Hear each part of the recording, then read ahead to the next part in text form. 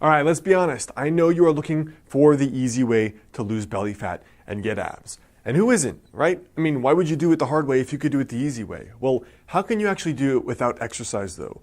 If you watch videos like P90X or other YouTube videos, you're probably assuming you have to do 3 hours a day of plank. That's not necessarily true.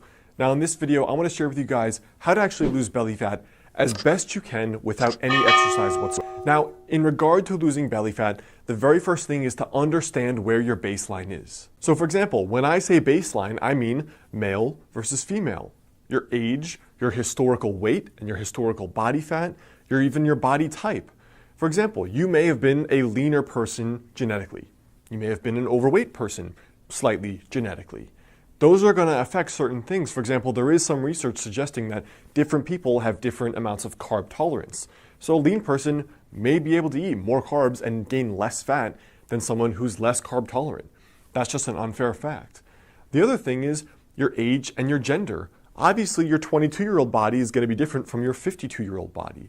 There are many women I know that they're doing fine in their 20s, 30s, and 40s, and then they hit menopause, suddenly gain weight despite eating right and working out.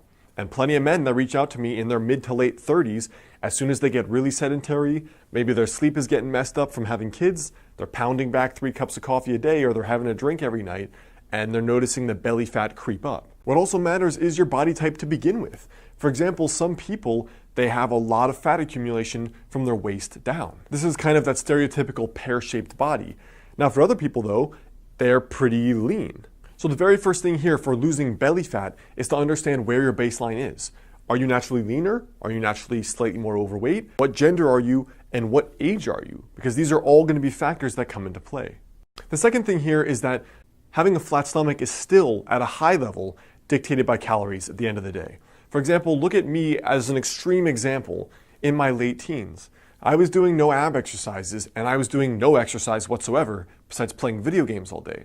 But because I ate a healthy diet where I was raised, and then when I went to college, I still ate healthy and cooked, I had a really clear six-pack. Now, I wasn't fit at all. I was severely underweight.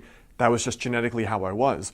But what I'm trying to say is with no exercise, no planks, no ab exercises whatsoever, I still had abs, which should go to suggest that it's actually more about your body fat levels instead of doing exercises in order to get abs, all right? That's actually very important.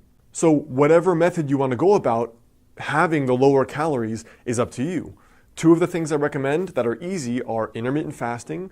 For example, trying the ratio I suggested in the intermittent fasting video previously, or adopting a more low-carb diet, which tends to be for people the 2 easiest ways that I've seen in order to eat better, which generally is, in my experience, the easiest way that people can actually eat less calories without feeling like they're eating less calories.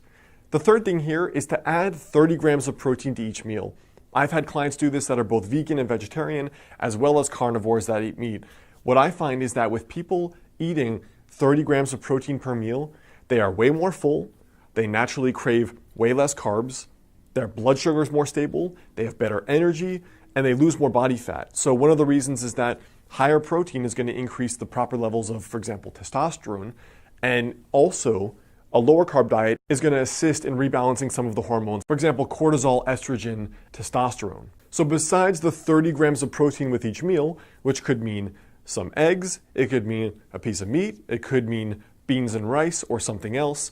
Besides that in particular, the strictest version of losing belly fat without any exercise whatsoever would be basically a strict specific carbohydrate diet or a strict paleo, which would be basically just meat, plants, and fats.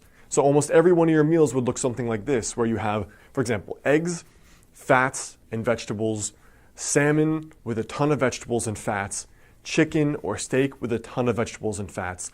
And that's been, in my experience, the most cutting end of a diet, where that's difficult for most people, but it's also the most effective in terms of losing body fat, staying full, and still being pretty healthy at the end of the day because you're still getting protein, fats, and you're getting some carbs via the vegetables. So I hope that helps as far as the primer goes on losing belly fat without exercise.